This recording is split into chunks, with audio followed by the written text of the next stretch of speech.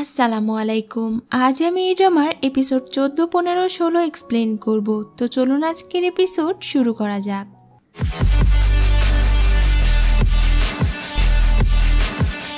এপিসোডের শুরুতেই দেখি রাজা হানসেনকে পুরস্কৃত করতে চায়, কারণ তার জন্যই আজ তিয়ান মিংকে তারা খুঁজে পেয়েছে।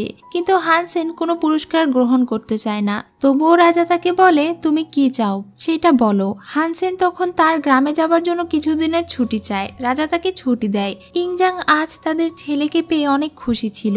আজ ইংজাং নান প্যালেসে তার মায়ের সঙ্গে দেখা করতে যায়। ইংজাং বলে, আজ আমি লউয়াং শহরে একটা লোকের সঙ্গে দেখা করতে যাচ্ছি।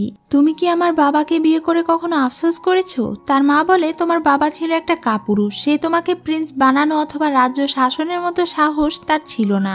যদি তা থাকতো তাহলে জিজুকে হবু রাজা ঘোষণা করা হতো না, আর সেই রাজ্য ছেড়ে অন্য শহরে পালিয়ে যেত না। আমি ওই দুজন স্বামীর জন্য পাগল ছিলাম, আর আমি বোকা ছিলাম। কিন্তু তুমি রাজা হিসেবে অনেক আলাদা। তুমি একদিন পুরো বিশ্বকে শাসন করবে। ইংজাং বলে, আমি যদি রাজা না হতাম তাহলে কি তুমি আমাকে ছেলে হিসেবে মেনে নিতে? তার মা বলে, তুমি এসব কি বলছো? তুমি আমার সন্তান। কোনো মা তার সন্তানকে ছেড়ে যেতে পারে? এটা শুনে রাজা বলে, মাঝে মাঝে তার একজন সাধারণ মানুষ হতে ইচ্ছে করে। এটা বলে সে চলে যায়। এদিকে হান রাতে লিজির সঙ্গে দেখা করতে আসে। সে লিজিকে বলে 4-5 দিনের মধ্যেই সে তাকে নিয়ে এই মহল থেকে পালিয়ে যাবে। লিজি প্রথমে তার ছেলেকে রেখে যেতে না চাইলেও পরে রাজি হয়। এখন জিংকে এ ব্যাপারে জানানোর জন্য লিজি হানকে জিংয়ের দেওয়া স্কার্ফ দেখাতে বলে। অন্যদিকে লিজি গিয়ে বুও উই, যে তার মায়ের দ্বিতীয় স্বামী ছিল, তার সঙ্গে দেখা করে। পরদিন এক প্রহরী এসে চিংচিকে হানসেনের পাঠানো চিঠি দেয়। ডাক্তার এটা খুলে গংসুনের স্কার্ফ দেখতে পায়। চিঠিতে হান লিখেছিল সে কিছুদিনের মধ্যেই গংসুনকে নিয়ে পালিয়ে তাদের কাছে আসবে, তাই সে যেন এই স্কার্ফ জিং এর কাছে পৌঁছে দেয়। এদিকে ইংজাং তার বাবাকে আবারও চিং রাজ্যে ফিরিয়ে নিয়ে যেতে চায়, আর তাকে আবারও আগের পদে অধিষ্ঠিত করতে চায়, কারণ তার মনে হচ্ছে যে তার বাবা তার জন্য বিশ্বস্ত হয়ে কাজ করবে। তখনই বাহিরে থেকে সব লোকেরা বুওউইকে কংগ্রাচুলেশনস জানায়, কারণ রাজা তাকে আবারও চিং রাজ্যে ফিরিয়ে নিয়ে যাবে। এই কথা তো কেউ জানে না। এই কথা এত তাড়াতাড়ি তারা কিভাবে জানলো? এই জন্য রাজা তার বাবাকেই সন্দেহ করে। তার বাবা বলে সে কাউকে বলেনি, কিন্তু তবুও ইংজাং তাকে বিশ্বাস করে না, আর তাকে চিং রাজ্যে ফিরিয়ে না নিয়েই চলে যায়। এদিকে রাতে লিজি তার সার্ভেন্টকে দামি হেয়ারপিন গিফট করে। তার সার্ভেন্ট প্রথমে এটা নিতে চাইছিল না, তবে লিজি জোর করে তাকে এটা দেয়। তখন সার্ভেন্ট খুশি হয়ে সেখানে থেকে চলে যায়। সে যাবার পরে হানসেন চলে আসে। লিজি তখন সৈন্যদের মতো পোশাক পরে হানসেনের সঙ্গে বেরিয়ে যায়। যাবার সময় সে একবার তার ছেলেকে দেখতে পায়। বাচ্চাকে কোলে তুলে নিতেই সে কান্না করে। তখন তারা দুজন লুকিয়ে পড়ে। সবাই চলে গেলে সুযোগ বুঝে তারা দুজন বেরিয়ে পড়ে। লিজি তার ছেলেকে রেখে যেতেই চাইছিল না। হান তখন তাকে বলে তার ছেলের কোনো ক্ষতি হবে না, কারণ ইংজাং জানে একমাত্র তার ছেলের টানেই লিজি আবার ওই প্যালেসে ফিরে আসবে। তখন মধ্যরাতে ঘন্টা বাজে। হান বলে এই সুযোগ তাদের এখানে থেকে বের হবার। এবার তারা দুজন প্রাসাদ ছেড়ে বের হয়ে যায়। এদিকে জিংকে দেখি সে মাস্টার গাওয়ের সঙ্গে লড়াই প্র্যাকটিস করছিল। অন্যদিকে চিংচি জিংকে খুঁজতে আসে, তবে সে তাকে এখানে খুঁজে পায় না। প্রাসাদে মন্ত্রী সব সার্ভেন্টদেরকে জিজ্ঞাসাবাদ করছিল, কারণ লিজি গায়েব ছিল। মন্ত্রী লিজি সার্ভেন্টকে দোষী করে আর তাকে অ্যারেস্ট করে নিয়ে যায়। এই খবর মিসেস চুও জানতে পারে, কিন্তু সে এটা শুনে বেশ খুশি হয়। এদিকে চিংচি শেষ পর্যন্ত জিংকে অন্য একটা হোটেলে খুঁজে পায়। সে জিংকে বলে যে কিছুদিনের মধ্যে লিজি তার সঙ্গে দেখা করতে আসছে, তাকে এখন বাড়ি ফিরে যেতে হবে। অন্যদিকে লিজি হানসেনের সঙ্গে করে তার গ্রামে ফিরে যাচ্ছিল। এখন কারাগারের সিন দেখানো হয়। মন্ত্রী এখানে লিজির সার্ভেন্টকে প্রচন্ড মারধর করে, আর তাকে লিজি কোথায় গিয়েছে এটা জিজ্ঞাসা করে। সার্ভেন্ট বলে সে নির্দোষ, সে কিছুই জানে না। পরদিন সকালে জিং এবং চিংচি বাড়ি ফিরে আসে। গংসুন এখনো এখানে পৌঁছায়নি। কিছুক্ষণ পরে গংসুন সেখানে পৌঁছে যায়। সে এবং জিং অনেক নার্ভাস ছিল। এতদিন পরে তারা দুজন একে অন্যকে দেখবে, কিন্তু হঠাৎ গংসুনের রাজা ইংজাং এর কথা মনে পড়তে থাকে। জিং দরজা খোলে। তারা দুজন একে অন্যের দিকে অশ্রুসিক্ত ভাবে তাকিয়েছিল।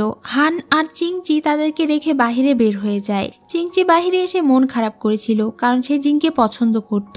তবুও সে হানকে বলে আমি খুশি, কারণ তারা দুজন আজ এক হতে পেরেছে। ভেতরে গংসুন আর জিং একে অন্যকে জড়িয়ে ধরে। জিং তাকে জানায় যে 1 বছর আগে সে চিং প্যালেসে তাকে উদ্ধার করতে গিয়েছিল, তবে সে ধরা পড়ে যায়। গংসুন বুঝতে পারে তাহলে সে ওই দিন ঠিকই অনুমান করেছিল, কিন্তু এখন আর তাদের দুজনকে কেউ আলাদা করতে পারবে না। এদিকে ইংজাং এর বাবা তার ছেলের বলা কথা কথাগুলো ভেবে আর তার অপমানের কথা ভেবে অনেক দুঃখী ছিল। এরপরে সিনে দেখি ইংজাংয়ের বাবা আত্মহত্যা করেছে। এটা এক সৈন্য গিয়ে ইংজাংকে জানায়। এটা জেনে ইংজাং কষ্ট পায়, কিন্তু তবুও সে শক্ত থাকে। তার নিজের বাবার কথা মনে পড়ে, কিন্তু সে কান্না করে না। তখন এক সৈন্য এসে রাজাকে খবর দেয় যে লিজি 2 দিন থেকে নিখোঁজ। এটা শুনে সে সঙ্গে সঙ্গে চিং রাজ্যের উদ্দেশ্যে বেরিয়ে পড়ে। এদিকে গংসুন আর জিং অনেক খুশি ছিল, তারা দুজন অনেক আনন্দেই দিন কাটাচ্ছিল। অন্যদিকে রানীমা তার স্বামীর মৃত্যুর খবর শুনে তাকে দেখতে যেতে চায়, কিন্তু তাকে প্রাসাদ থেকে বের হতে দেওয়া হয় না। তখন সে প্রায় পাগল হয়ে যায় আর প্রচন্ড কান্না করতে থাকে। এদিকে লিজির সার্ভেন্টকে মন্ত্রী অনেক টর্চার করছিল। তখনই সেখানে লেডি মিন আসে। সে অনেক দয়ালু ছিল, তাই সে মন্ত্রীকে তখনই এই সার্ভেন্টকে ছেড়ে দিতে বলে। সাথে সে মন্ত্রীর এই জঘন্য কাজের জন্য তাকে অনেক অপমানও করে। সার্ভেন্ট লেডি মিনকে অনেক ধন্যবাদ জানায় তার প্রাণ বাঁচানোর জন্য। এদিকে হান এসে তাদেরকে ইংজাংয়ের বাবার মৃত্যুর সংবাদ দেয়। এটা শুনে লিজি ইংজাংয়ের মনের অবস্থা এখন কেমন তা নিয়ে ভাবছিল। জিং বলে ওই পাষাণ রাজার এতে কিছুই যায় আসে না যে নিজের বাবা আর ভাইকে হত্যা করতে পারে। তখন লিজি বলে সে রাজাকে যতটা খারাপ ভাবছে সে ততটা খারাপ নয়। এটা শুনে জিং রেগে বলে মনে হচ্ছে 1 বছর তার সাথে থেকে তাকে বেশ ভালোই চিনেছ। এই কথার জন্য তাদের দুজনের মধ্যে মনোমালিন্য হয়। এদিকে রাজা ইংজাং প্রাসাদে পৌঁছে লিজির ঘরের সব সার্ভেন্ট এবং পাহারাদারকে একে একে মেরে ফেলছিল। এবার মন্ত্রীর পালা ছিল। সে রাজার কাছে অনেক কাকুতি মিনতি করতে থাকে। রাজা তাকে মারতে যায়, তবে তাকে মারে না, আর যে কোনো ভাবে লিজিকে খুঁজে এনে দিতে বলে। অন্যদিকে লিজি চিংচিকে জিজ্ঞাসা করে সে কাউকে পছন্দ করে কিনা। চিংচি বলে সে যাকে পছন্দ করে সে তাকে ভালোবাসে না, কিন্তু এতে তার কিছুই যায় আসে না। সে শুধু চায় তার ভালোবাসার মানুষের পাশে থেকে তার কেয়ার করতে। সে ভালো থাকলেই চিংচি ভালো থাকবে। এসব শুনে লিজি বুঝতে পারে যে চিংচি আসলে জিংকে ভালোবাসে। রাতে যখন তারা সবাই বসে আড্ডা দিচ্ছিল তখন লিজি চিংচির ভবিষ্যতের কথা ভাবে আর নিজের সন্তানের কথাও ভাবে। সে ফাইনালি জিংকে বলে তার প্রাসাদে ফিরে যেতে হবে, সেখানে তার সন্তান একা আছে। এটা শুনে জিং মনে করে যে তিয়ানমিং তার আর ইংজাংয়ের সন্তান। সে অনেক রেগে যায়, কিন্তু লিজি তাকে বলে না যে এটা আসলে তারই সন্তান। তো জিং তার সঙ্গে অনেক খারাপ ব্যবহার করে। তখনই লিজি সেখানে থেকে বের হয়ে যায়। চিংচি তাকে বাধা দিতে চায়, তবে সে চিংচিকে বোঝায় তার এখন ছেলের দায়িত্ব পালন করতে হবে, তাই চিংচি যেন জিং এর খেয়াল রাখে।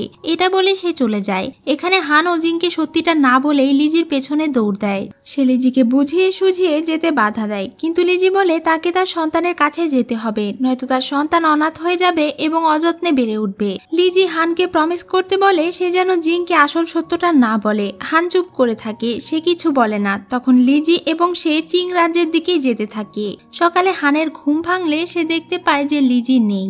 লিজি তার জন্য মাটিতে লিখে রেখেছিল সে একাই প্রাসাদে ফিরে যাচ্ছে। সে চায় না তার জন্য হান অথবা জিং কোনো বিপদে পড়ুক। সে হানকে জিং এর খেয়াল রাখতে বলে আর চলে যায়। তখন হান জিং এর কাছে ফিরে যায়। জিং হানের উপরে রেগে বলে সে কেন ফিরে এসেছে। হান জানায় লিজি তাকে জিং এর খেয়াল রাখতে বলেছে।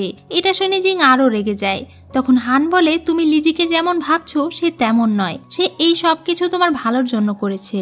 আর এখানে আজকের এপিসোড শেষ হয়ে যায়। সো ভিউয়ার্স, আজকের এই এপিসোডটি আপনাদের কেমন লাগলো তা অবশ্যই কমেন্ট করে জানাবেন। আর নেক্সট এপিসোড আসা পর্যন্ত সবাই ভালো থাকবেন। ধন্যবাদ।